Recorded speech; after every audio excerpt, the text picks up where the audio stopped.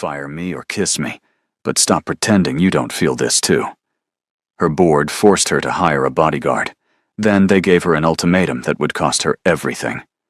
Welcome back, my lovely family. Before we begin, tell me in the comments which city you're watching from. I love hearing from you all around the world. And thank you so much for all your sweet comments and support. Melissa Kendall didn't build a billion-dollar empire by listening to other people tell her what to do. At 36, she'd survived more than most people faced in a lifetime. She certainly wasn't about to start taking orders now. The envelope sat on her desk, block letters screaming threats she refused to dignify with fear.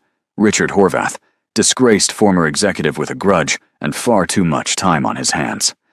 The threats were specific enough to be concerning, vague enough to be legal. She tossed the letter aside. She had a $70 million deal closing in 2 weeks. She didn't have time for Richard's tantrum. Her office door opened without a knock. The grim faces of her board members told her everything she needed to know. "We need to talk," David said. 20 minutes later, she was holding herself rigidly in her chair, jaw tight enough to crack teeth. "Absolutely not." "The threats are escalating," Margaret said in that placating tone that made Melissa's skin crawl. "We have a duty to ensure your safety." "My safety is my concern, not yours." Melissa's voice was ice over steel. "I'm not having some stranger follow me around like I'm helpless." Robert leaned forward, smug. "If something happens to you, this company destabilizes. Stock prices drop, investors panic. We have a fiduciary responsibility to protect our assets." Assets. That's what she was to them. Not a person. Not the woman who'd built this company from nothing. Just an asset to be managed. "This isn't a request," David said quietly. "We've already hired someone. He starts today." She was outnumbered, and they knew it. "Fine," she said, the word clipped and cold. "But he stays out of my way. Ms. Kendall, your security detail is here." Melissa closed her eyes and counted to 5. Then she stood and prepared to make this bodyguard's life difficult enough that he'd quit by the end of the week. The man standing in her reception area didn't look like he'd quit anything in his life. He was tall, easily 6'3", with shoulders that could break someone in half without breaking a sweat. Dark hair, sharp eyes that tracked her the second she appeared. A suit that fit too well to be off the rack. Everything about the way he stood, utterly still, perfectly balanced, screamed military training. Melissa hated him on sight. "Ms. Kendall," he said, his voice low and even. "I'm Conrad Stanton. I'll be handling your security." "I didn't ask for security," she said flatly. "My board made this decision without my input. I don't need a babysitter. Stay out of my way, and we'll get through this without incident." She turned to walk back into her office, dismissing him. He followed. Melissa spun around, eyebrows raised. "Excuse me." "Staying out of your way isn't part of my job description," Conrad said calmly. He moved past her into her office like he owned it, scanning windows, exits, sightlines. "My job is to keep you alive, and I don't need you to like me to do it well." The sheer audacity of it left her momentarily speechless. Men didn't walk into her office uninvited. They didn't speak to her like she was a problem to be managed. "You can leave," she said, voice dangerously quiet. He looked at her then, really looked at her, and something in his gaze made her breath catch. It wasn't dismissive or condescending. It was steady, unshakable. "No," he said simply. "The threats against you are credible. Until we neutralize the threat, I'm not going anywhere. You can hate me for it if that makes it easier. But I'm staying." She wanted to scream at him, wanted to call David and demand they fire this arrogant asshole immediately. But something in Conrad's expression stopped her. He wasn't trying to control her. He wasn't enjoying this. He was just doing his job.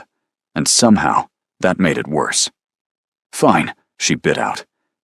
"But if you get in my way, you're gone. I don't care what the board says."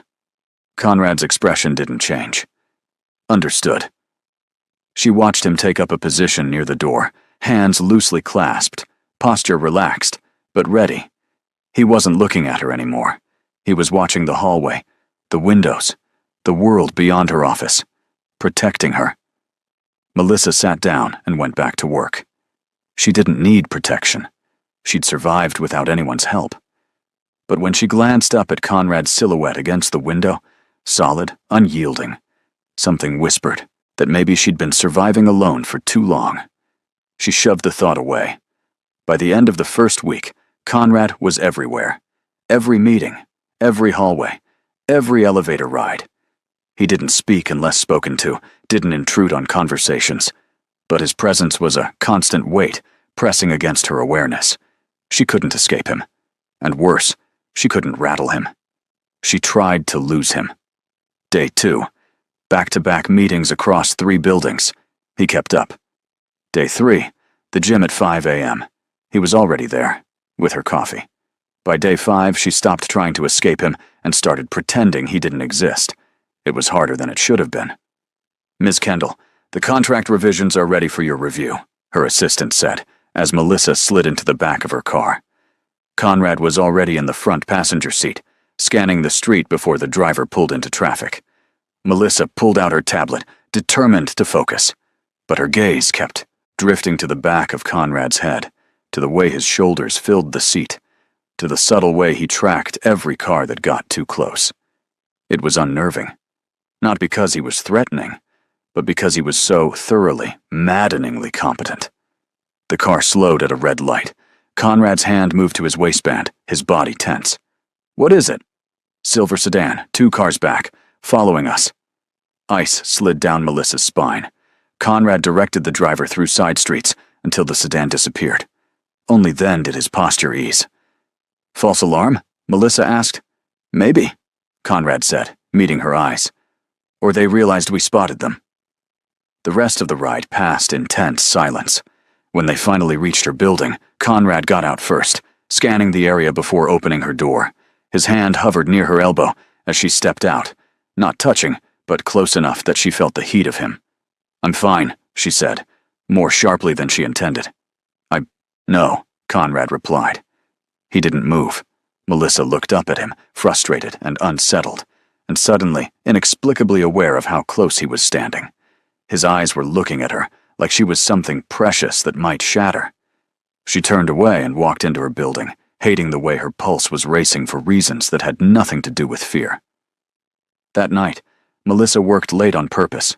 If Conrad wanted to shadow her every move, fine. But she wasn't going to make it easy on him. At 11 p.m., her office was silent except for the hum of her computer and the distant sounds of the cleaning crew. She was deep in financial projections when she felt it. That prickling awareness that meant Conrad was watching her. She looked up. He was standing by the windows, backlit by the city lights, completely still. How long had he been staring? "You can leave," she said. "I'll be here for another hour at least." "Then so will I." Melissa set down her pen, irritation flaring. "Don't you have a life? Friends? Family? Anything better to do than stand in my office all night?" Conrad turned to face her fully, and something in his expression made her breath catch. "Right now, there's nowhere else I need to be." The words hung in the air between them, heavier than they should have been. Melissa's throat went dry. This was a mistake. All of it. She could feel the air in the room shifting, charging with something she could not afford to acknowledge. "I don't need a babysitter," she said, but the words came out softer than she intended. "Good," Conrad said quietly. "Because I'm not here to babysit you, Miss Kendall. I'm here to make sure you're safe enough to keep changing the world." Melissa stared at him, something cracking open in her chest that she'd kept sealed shut for years. No one talked to her like that, like she mattered beyond her stock portfolio or her quarterly earnings, like she was a person worth protecting, not just an asset worth preserving. She looked away first, her hands trembling slightly as she returned to her work. "It's Melissa," she said quietly. "If you're going to follow me around every hour of the day, you can call me Melissa." She didn't look up, but she heard the smile in his voice when he answered. "Melissa." And for the first time since he'd walked into her life, she didn't mind his presence quite so much. The second week started with an acquisition falling apart. Melissa had been negotiating the deal for 3 months, $70 million, a merger that would expand her company into international markets. Now the other CEO was getting cold feet, citing market volatility and risk assessment. Every excuse that boiled down to one truth. He didn't think a woman could handle a deal this size. She'd dealt with men like him before. She'd bury him in paperwork until he begged to sign. By 2 a.m., Melissa was still at her desk, eyes burning from screen fatigue. Conrad hadn't said a word in hours. He'd brought her coffee at midnight, water at 1. Now he stood by the window, watching the city like he could see threats materializing in the dark. Melissa rubbed her temples. Just one more section. Then she'd go home. She didn't remember closing her eyes, didn't remember her head dropping to her folded arms on the desk. But when she woke up, disoriented and stiff, the first thing she felt was warmth. Conrad's jacket was draped over her shoulders. Melissa sat up slowly, her heart doing something complicated in her chest. The jacket smelled like him. Clean, faintly woody. Warm. She pulled it closer instinctively before she caught herself. Conrad was still by the window, his back to her. He'd rolled up his shirt sleeves at some point, and Melissa could see the corded muscle of his forearms, the way he held himself with that same unshakable stillness. "You didn't have to do that," she said, her voice rough with sleep. "You were cold," Conrad replied without turning around. "You don't know that. You were rubbing your arms 20 minutes ago." Melissa's breath caught. He'd been watching her that closely. The thought should have annoyed her. Instead, it sent a strange warmth curling through her chest. "Why are you still here?" she asked quietly. Conrad turned then, his gray eyes finding hers across the dim office. "Because you're still here. You don't have to." "Yes," he said, his voice firm but gentle. "I do." There was something in the way he said it that made Melissa's throat tight. Like it wasn't just his job, like he'd chosen to stay. Not because he had to, but because he wanted to. She looked away, suddenly unable to hold his gaze. "I should get home." "I'll drive you. I have a driver. I'm driving you," Conrad said, and the quiet authority in his voice left no room for argument. The ride to her penthouse was silent, but not uncomfortable. Melissa watched the city blur past, still wearing his jacket. She told herself she'd give it back when they arrived. She didn't. Conrad walked her to her door like always, but tonight felt different.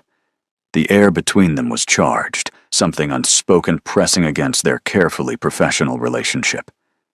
"Thank you," Melissa said softly, "for the jacket, and for staying." Conrad's expression shifted, something warm flickering in his eyes. "You don't have to thank me for doing my job." "Is that all this is?" The question slipped out before she could stop it, and Melissa immediately regretted it. She sounded vulnerable, hopeful, weak. Conrad stepped closer, and Melissa's breath caught. He was so tall, so solid, and the way he was looking at her made her feel like she was the only person in the world who mattered. "No," he said quietly. It stopped being just a job somewhere around day 3. Melissa's heart hammered in her chest. She should step back, should put distance between them, should remember that he worked for her, that this was inappropriate, that she'd built her entire life on control, and this feeling, whatever this was the opposite of control. But she didn't move. Neither did he. The moment stretched, taut and trembling, until Conrad finally stepped back, his jaw tight. "Good night, Melissa." She watched him walk away, something aching and unfamiliar twisting in her chest. When she finally went inside, she hung his jacket carefully in her closet. She told herself she'd return it tomorrow. She knew she was lying. The charity gala was the kind of event Melissa usually enjoyed. Power players in tailored suits, champagne that cost more per bottle than most people's monthly rent, and deals made over hors d'oeuvres that would reshape entire industries. She'd closed 3 partnerships at events like this. Tonight, she was hoping for a 4th. What she hadn't anticipated was how different it would feel with Conrad 3 steps behind her. He looked different in a tux, not softer. Conrad would never be soft, but refined in a way that made her mouth go dry. The formal wear emphasized the breadth of his shoulders, the lean strength of his frame. His hair was slicked back, highlighting the sharp angles of his face, and when he'd first appeared at her penthouse to escort her, she'd actually forgotten how to speak for a solid 5 seconds. Now, watching him move through the crowd with that predatory grace, Melissa was acutely aware of every woman in the room tracking him with appreciative eyes. Something hot and possessive coiled in her stomach, which was ridiculous. He wasn't hers. He was her employee, her bodyguard. Nothing more. "Melissa Kendall," a voice boomed across the gallery. "The woman who made Richard Horvath cry in court." Melissa turned with a practiced smile to face Victor, a venture capitalist with deep pockets and deeper connections. "Victor, always a pleasure." They fell into easy conversation about market trends and investment opportunities, but Melissa could feel Conrad's presence behind her like a physical touch. He hadn't said a word since they arrived, but she knew he was cataloging every person who approached her, every hand that got too close, every potential threat in the room. It should have felt suffocating. Instead, it felt like safety. The evening progressed smoothly until Gregory Hartman cornered her by the bar. Gregory was old money, old attitudes, and old enough to know better than to drink himself stupid at public events. Apparently, he'd missed that memo. "Melissa," he slurred, leaning too close. "You look absolutely edible tonight." She took a deliberate step back, her smile freezing into something razor-sharp. "Gregory, I see you've started celebrating early. Can you blame me?" He moved closer again, and Melissa felt her chest tighten. "Beautiful woman. Beautiful night. We should discuss that tech investment you mentioned last quarter. Maybe somewhere more. Private?" His hand landed on her waist, fingers splaying possessively across her hip, and Melissa's entire body locked up. The room tilted, her breath caught. For one horrible second, she wasn't at a gala anymore. She was in her old house, pinned against a wall, watching her ex-husband's face twist with rage as his grip bruised her skin. She couldn't move, couldn't breathe, couldn't... And then Gregory's hand was gone. Conrad had materialized between them so smoothly, it was like he'd never been standing behind her at all. He had Gregory's wrist in his grip, his voice low and absolutely lethal. "Remove your hand." "Now." Gregory blinked, confused and drunk and stupid enough to try pulling away. Conrad's grip didn't budge. If anything, it tightened, and Melissa saw the exact moment Gregory realized he'd made a very serious mistake. You were just leaving," Conrad said, his tone brooking no argument. "Walk away, or I'll make sure every person in this room knows exactly what kind of man puts his hands on a woman without permission." Gregory paled, yanked his hand free and stumbled backward. He opened his mouth like he wanted to say something, then apparently thought better of it, and disappeared into the crowd. Melissa stood frozen, her heart slamming against her ribs, adrenaline and old fear mixing into something nauseating. She could still feel Gregory's hand on her waist, could still feel the ghost of other hands, rougher and crueler, from years ago. Conrad turned to her, his expression shifting from dangerous to concerned in a heartbeat. "Are you all right?" She nodded, not trusting her voice. "We're leaving," he said quietly. And it wasn't a question. Melissa wanted to argue, wanted to prove she was fine, that she wasn't some fragile thing that shattered at the first sign of aggression. But her hands were shaking, and Conrad was already guiding her toward the exit with a hand, hovering protectively near her back, never quite touching. The car ride back to her penthouse was silent. Melissa stared out the window, fury and shame warring in her chest. She'd frozen. After everything she'd survived, everything she'd overcome, she'd frozen like some helpless victim. "You didn't freeze because you're weak," Conrad said suddenly, and Melissa's head snapped toward him. "What?" He kept his eyes on the road, his jaw tight. "You froze because he reminded you of something. Someone." Melissa's breath caught. "You don't know what you're talking about." "I read your file," Conrad said quietly. "Your ex-husband was physically aggressive during the divorce proceedings. It's in the restraining order." The words hit her like a slap. Melissa's hands clenched into fists, anger flaring hot and immediate. "You had no right." "I have every right." Conrad's voice was firm but not unkind. "If I'm going to protect you, I need to know what I'm protecting you from, including your own past.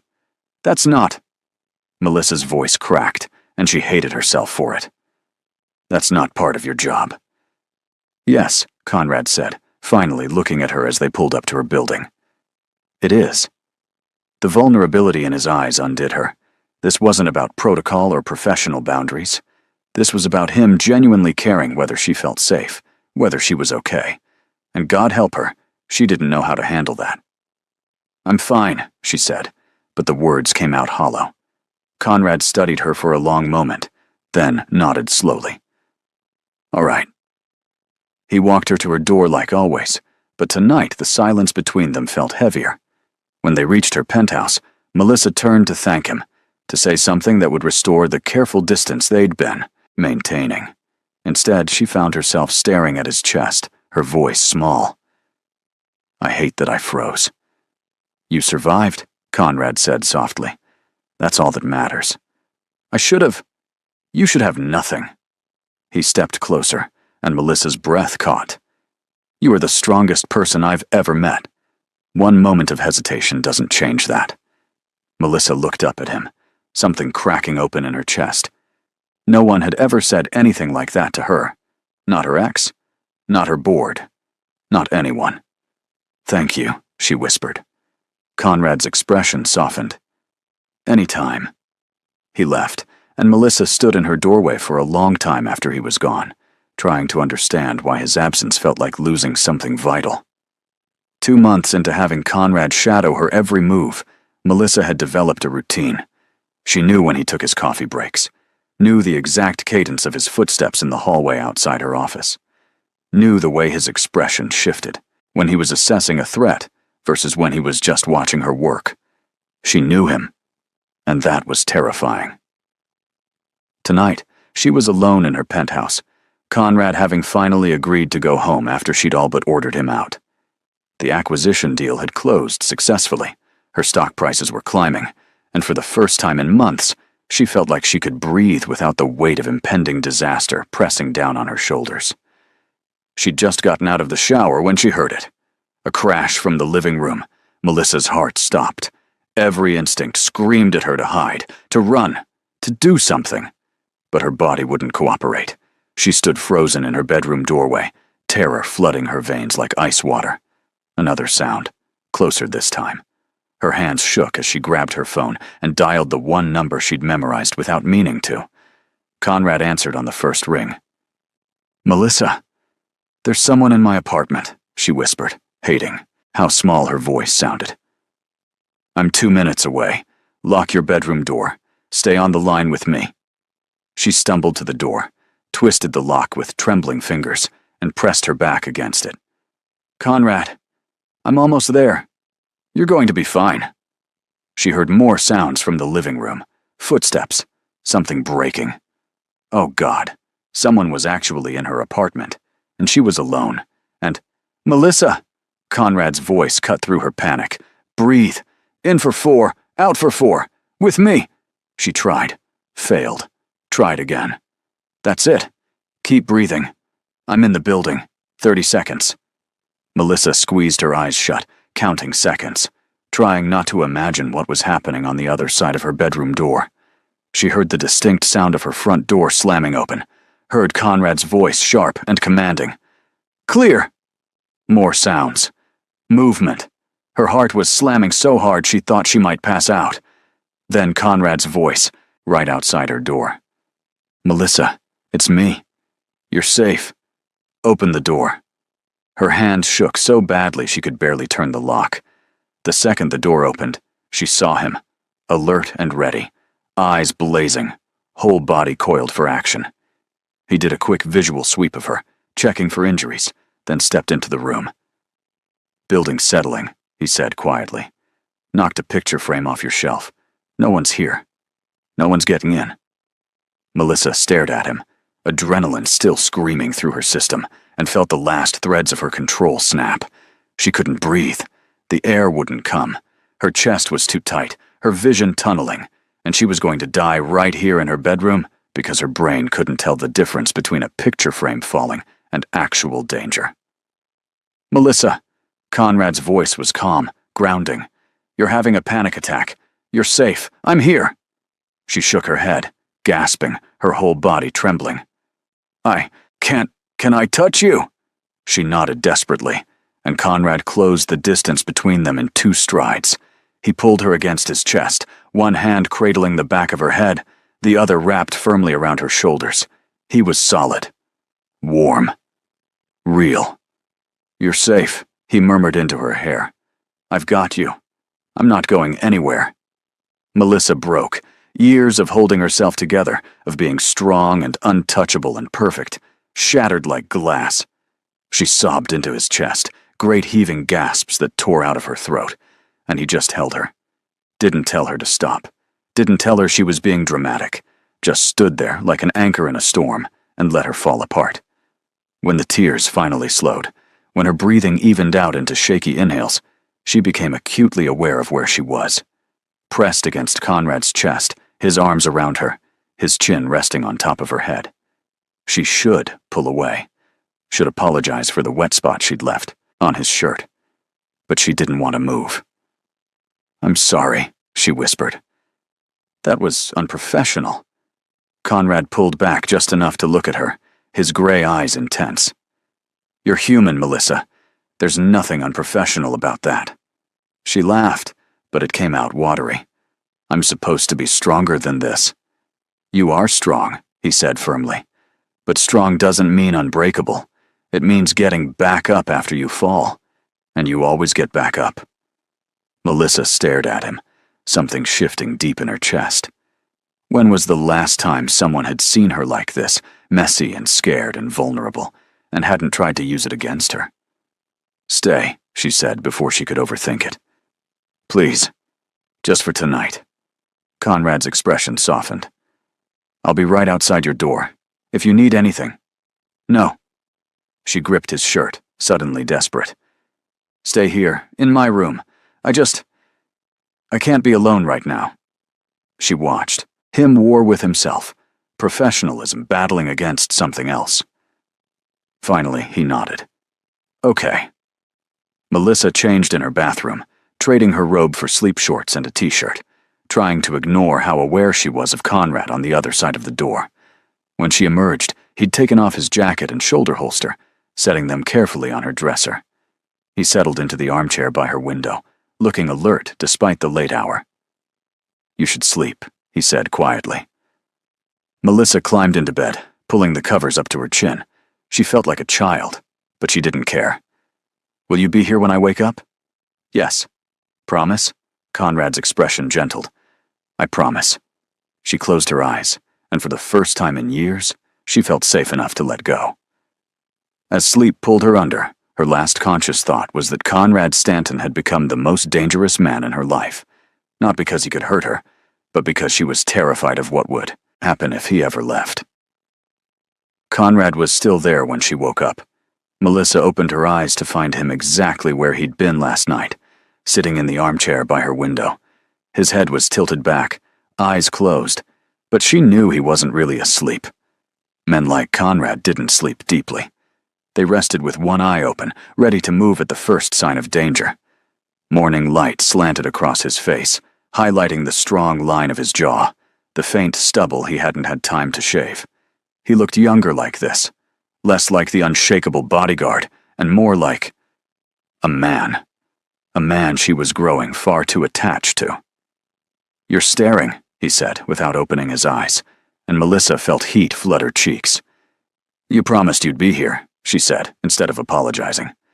Conrad's eyes opened, finding hers immediately. "I keep my promises." Something in the way he said it made her chest tight. She sat up, pulling her knees to her chest, suddenly hyper-aware of how intimate this was. Him in her bedroom, her in sleep shorts and a t-shirt, the early morning quiet wrapping around them like a secret. "Thank you," she said softly. "For last night. For staying. You don't have to thank me." He stood, rolling his shoulders to work out the stiffness from sleeping in a chair. "I'll give you privacy to get ready. Then we should talk about upgrading your building's security." He was already moving toward the door when Melissa heard herself say, "Why did you take this job?" Conrad stopped, his back to her. "You were special forces," she continued, her heart hammering. "You could work anywhere. Private military contracts. executive protection for heads of state. Why did you take a job babysitting a CEO? The silence stretched long enough that she thought he might not answer. Then he turned around, and the look in his eyes stole her breath. 3 years ago, he said quietly, I saw an interview you gave. Right after, your divorce was finalized. The reporter asked if you regretted marrying him.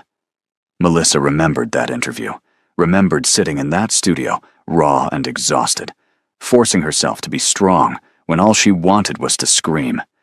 You said, I regret trusting someone who saw my success as a threat instead of a partnership. Conrad's voice was low, intent. Something about that stayed with me. The way you refused to be ashamed. The way you turned your pain into power. Her throat went tight. That was 3 years ago. I know. You've been following my career? Yes. No hesitation, no apology. Melissa stood slowly, her pulse racing. Why? Conrad held her gaze, and she saw him make a decision. Saw the exact moment he chose honesty over safety. Because when this job posting came across my desk, I recognized your company name. And when I walked in and saw it was you, he exhaled slowly. I didn't plan this, but I knew I was in trouble the second I saw you in person. The air between them felt electric. Melissa took a step forward, then another. What kind of trouble? The kind where I'm not supposed to care if you eat, if you sleep, if you smile. His jaw tightened. But I do. I care about all of it. Conrad, I'm falling for you, he said, the words rough and honest.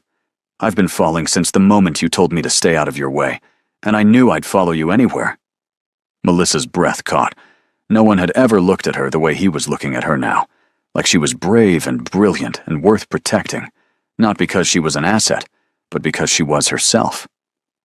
This is a bad idea, she whispered, even as she moved closer. I know. You work for me. I know. If we do this, everything gets complicated. Conrad closed the distance between them in one stride, towering over her, his eyes blazing. It's already complicated, so fire me, or kiss me. But stop pretending you don't feel this too. Melissa reached up and pulled him down to her. The kiss was fire, desperate and hungry and inevitable. His hands came up to frame her face, gentle despite the intensity, and she gripped his shirt like she was drowning and he was air. 3 months of tension shattered in a heartbeat, and Melissa couldn't remember why she'd been fighting this. Couldn't remember anything except the taste of him and the way his fingers threaded through her hair and the sound he made when she bit his lower lip. When they finally broke apart, both breathing hard, Conrad rested his forehead against hers. I should go, he said, but he didn't move. Stay, Melissa whispered. If I stay, I'm going to kiss you again. Good. This time when their lips met, it was slower, deeper, a promise instead of a question. Melissa felt something slot into place in her chest, something she hadn't even known was missing. When Conrad finally pulled back, his eyes were dark and warm and full of things that terrified her. We need to talk about what this means. I know. Melissa smoothed her hands down his chest, feeling his heart hammering beneath her palms. But not yet. Just let me have this for a minute. He kissed her forehead, soft and reverent. You can have whatever you want. Melissa closed her eyes and let herself believe it.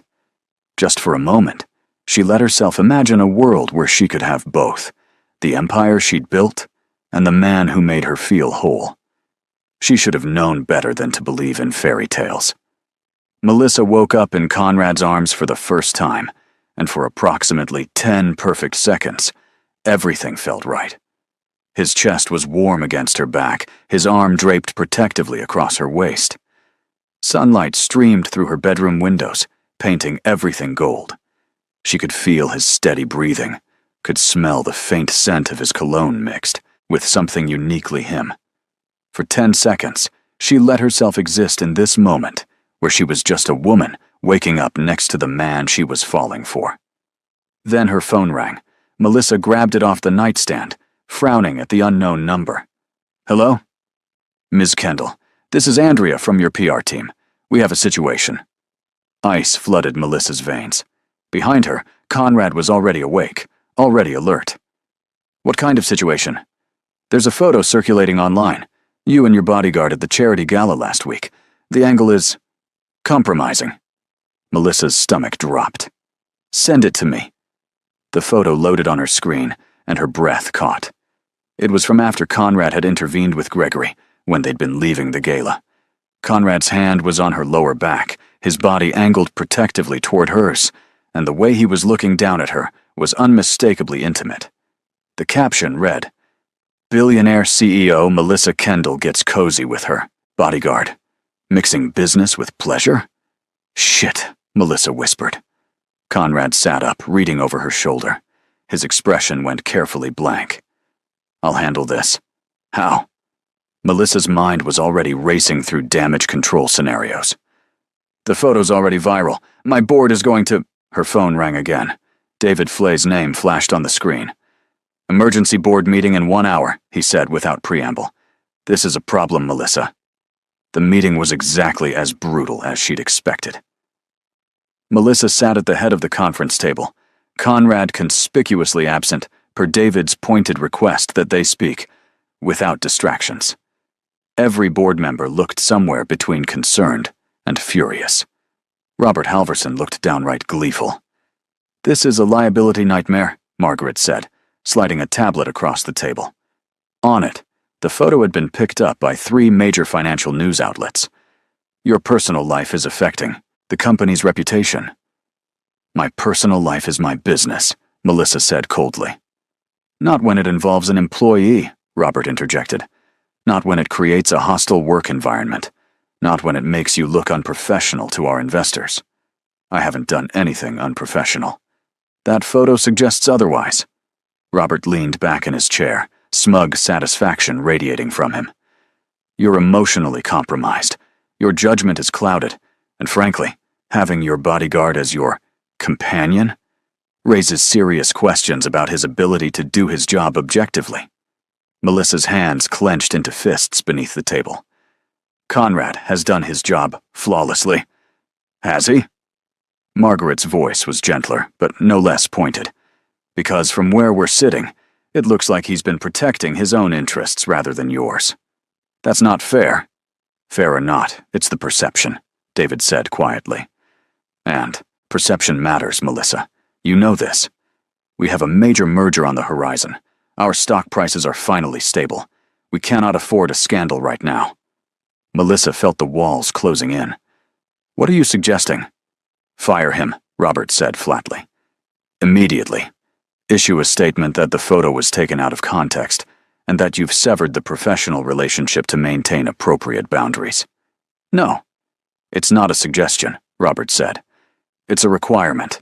Either you fire him, or we'll vote to remove you as CEO pending a full review of your decision-making capabilities." The threat landed like a physical blow. Melissa looked around the table, seeing the grim determination in their faces. Even David, who'd always supported her, looked resigned. "You're serious," she said slowly. "Completely," Robert replied. "We gave you Conrad to protect you, not to become a liability. This ends now. Fire him, or we fire you." Melissa walked out of that meeting feeling like she'd been hollowed out. Conrad was waiting in her office, his expression unreadable. He took one look at her face and knew. "They want you to fire me," he said. "Not a question." "Yes," Melissa's voice came out flat. "Fire you, or they vote me out as CEO." Conrad nodded slowly, his jaw tight. "Then you fire me." "What?" "No, I'm not." "Yes, you are." He moved closer, and the determination in his eyes made her chest ache.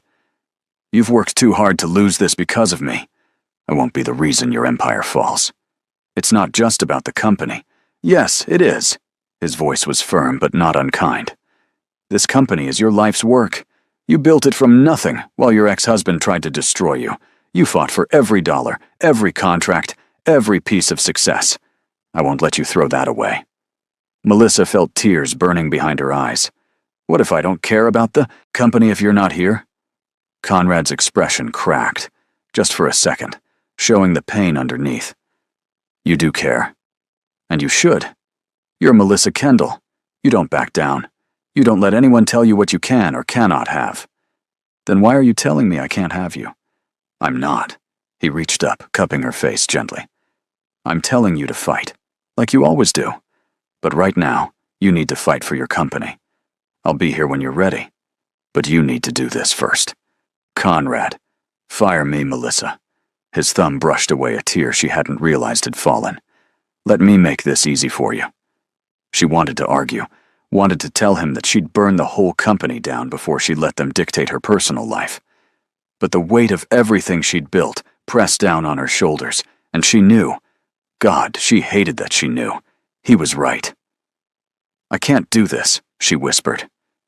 Yes, you can. He kissed her forehead, soft and devastating. You're the strongest person I know. You'll get through this. Melissa pulled back, forcing herself to meet his eyes. If I do this, if I fire you, I need you to know it's not because I want to. It's because I don't have a choice. I know. His smile was sad, but genuine. And I need you to know that I'll be waiting, however long it takes. I'm not going anywhere. She kissed him then, desperate and heartbroken, trying to memorize the taste of him, the feel of his hands in her hair, the way he held her like she was something precious. When they finally broke apart, Conrad stepped back, his expression shifting into something professional and distant. Effective immediately, I resign, he said formally. It's been an honor working with you, Miss Kendall. Melissa watched him walk out of her office, every instinct screaming at her to call him back, but she didn't. She stood there, alone in the empire she'd built, and wondered if winning had ever felt this much like losing. The first week without Conrad was unbearable. Melissa threw herself into work with a vengeance, 18-hour days bleeding into sleepless nights at the office. The board had hired a new bodyguard, a competent woman named Sarah, who was professional, efficient, and absolutely nothing like Conrad. Sarah didn't bring her coffee at midnight, didn't look at her like she hung the moon. Melissa hated every second of it. Late one night, her assistant knocked softly. Miss Kendall, you should go home. I'm fine, Melissa said automatically. With respect, you're not. Is this about Conrad? After her assistant left, Melissa sat in the silence and acknowledged the truth. She'd made a mistake. Not in firing Conrad, that had been forced, but in thinking her company would be enough to fill the void he'd left. It wasn't. She'd built everything around being untouchable, around never needing anyone. But Conrad had slipped past her defenses so completely that his absence felt like missing a limb. By the second week, Melissa started making plans. The first call was to her accountant. I need to know my liquid assets, everything. 3 days later, she had her answer. It was enough.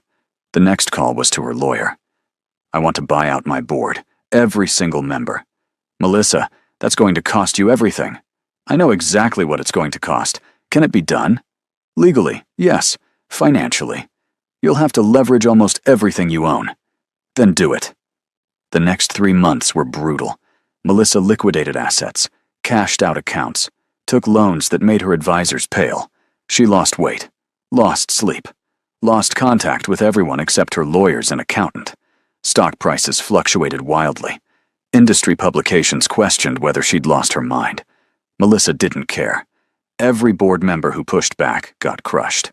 Every moment she wanted to quit, she thought about Conrad and forced herself to keep going. Robert held out longest, threatening lawsuits. Melissa buried him in paperwork, dug up 3 ethics violations, and made it clear she'd go to war. He folded in week 7. By month 3, Melissa called an emergency board meeting. They filed in looking irritated. She'd given no warning, no agenda. Robert spoke first. What's this about, Melissa? Melissa stood at the head of the table. I'm buying you out. All of you. The room erupted. On the grounds that this is my company, Melissa said, her voice cutting through the chaos. I built it. I grew it. I turned it into a billion-dollar empire while you sat here questioning every decision. I'm done answering to you. She slid folders across the table. These are your buyout offers. Generous. More than fair market value. You have 30 days to accept. After that, they decreased 10% weekly. Robert's face went purple. You can't do this. Actually, I can. My lawyers confirmed it. Every share, every voting right, every piece of this company will be mine. Margaret looked stunned. This is financial suicide. No, Melissa said quietly. I'm choosing everything. There's a difference. David was the only one who didn't look angry. Is this about the company or about him? Melissa met his eyes. It's about me. For the first time, it's about what I want. She gathered her materials and headed for the door. 30 days. Make your choice. Behind her, the board sat in stunned silence, and Melissa felt freedom unfurling in her chest. 30 days pass. Board accepts buyout. She sat alone in her office the night the final papers were signed, staring at the empire she'd fought to keep, and knew exactly what to do next. She grabbed her coat and walked out. Ms. Kendall, where are you going? You have a 4 o'clock. Cancel it, Melissa called over her shoulder. Cancel everything. For the first time in 3 months, she had somewhere more important to be. Conrad's apartment was in a quiet neighborhood 40 minutes outside the city, the kind of place where people knew their neighbors, and the biggest excitement was the farmers' market on Sundays. It was so far removed from Melissa's world of glass towers and power plays that she almost turned around twice on the drive over. But she'd come too far to back down now. She stood outside his door for a full minute, her heart hammering against her ribs before she finally knocked. The door opened, and there he was. Conrad looked exactly the same, and completely different all at once. Same gray eyes, same strong jaw, same presence that made the air feel heavier. But he was wearing a simple t-shirt and jeans instead of a suit, his hair slightly mussed, like he'd been running his hands through it. And the surprise in his expression when he saw her was so genuine, it made her chest ache. Melissa. Her name came out rough, like he'd been holding it in his mouth for months. What are you doing here? I heard you bought out your entire board, he continued, stepping aside to let her in. The whole industry heard. Melissa walked into his apartment, taking in the clean lines and minimal furniture. It was so perfectly him, efficient, uncluttered, ready to move at a moment's notice. You've been keeping track of me. I never stopped. He closed the door but didn't move closer. Are you okay? The financial risk you took was necessary. Melissa turned to face him, and God, it was harder than she'd expected to see him again, to be this close and not touch him. I bought my freedom, Conrad, from my board, from anyone who thinks they have a right to control my decisions. I'm done letting people dictate my life. Something shifted in his expression. That's incredible. You did it. I did. She took a breath, forcing herself to say the words she'd been rehearsing for 2 weeks. But I didn't do it for the company. I mean, I did, but that's not why I'm here. Conrad went very still. Why are you here? Because you were right. I needed to fight. I needed to prove to myself that I could take back control of my life. Melissa's voice wavered slightly. But you were also wrong. About what? About me doing it for the company. She moved closer, her heart in her throat. I did it for me. Because I'm done being afraid. Done letting my past control my future. Done pretending I don't need anyone. Conrad's eyes darkened. Melissa, 3 months ago you told me you'd wait, that you'd be here when I was ready. She was close enough now to see the rapid pulse in his throat, to feel the heat radiating from his body. I'm ready. I'm choosing you. Not because I have to. Not because it's convenient or strategic or safe. Because I want to. Because you're the only person who's ever made me feel powerful and safe at the same time. The silence that followed felt like it lasted forever. Then Conrad closed the distance between them in one stride, his hands framing her face, his eyes blazing. You didn't have to destroy your board for me. I didn't do it for you, Melissa said, her voice shaking. I did it for me. So I could stand here and choose you without anyone's permission. So I could build the life I actually want instead of the one everyone expects me to have. And what do you want? You. The word came out simple and true. I want you. In my life. In my company. In everything. If you'll have me. Conrad kissed her, and it felt like coming home. His lips were hungry and desperate, like he'd been starving for 3 months, and she was air. Melissa wrapped her arms around his neck and kissed him back with everything she had, pouring months of loneliness and longing and love into it. When they finally broke apart, both breathing hard, Conrad rested his forehead against hers. I thought about you every day, he said quietly. Wondered if you were okay, if you were eating, if you were sleeping. It was torture. I'm sorry I took so long. Don't be. He pulled back to look at her, his expression fierce. You did what you needed to do, and now you're here. I'm here, Melissa confirmed, and I have a proposition for you. Conrad raised an eyebrow. I'm listening. My company needs a head of security, someone who understands threat assessment, crisis management, and how to build a comprehensive protection infrastructure. She smiled slightly. The job comes with a significant salary, full benefits, and the occasional need to tell the CEO when she's being stubborn. Sounds like a handful, Conrad said, but she could see the warmth in his eyes. It is. But here's the thing. It's not just a job offer. Melissa's voice softened. I want a partner, Conrad. In business, in life, in everything. Someone who sees me as an equal, not as something to protect or control or manage. Can you do that? Conrad was quiet for a moment, studying her face. Then he smiled, slow and devastating. On one condition. What? You let me keep you safe, not because you need it, but because I need to know you're okay. Deal? Melissa laughed, feeling lighter than she had in months. Only if I get to do the same for you. Deal. He kissed her again, softer this time, full of promise instead of desperation. Melissa sank into it, into him, into the future they were building together. When do I start? Conrad murmured against her lips. How about Monday? I have some restructuring to do, and I could use someone I trust at my side. Monday, he agreed. Then, quieter. What about now? Now? Melissa pulled back to look at him, her heart full. Now you could feed me. I haven't had a proper meal in 3 months. Conrad laughed, the sound rich and genuine. I can do that.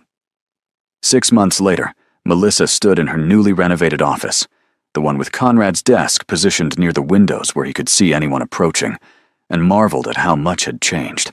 Her company was thriving under her sole ownership. The security infrastructure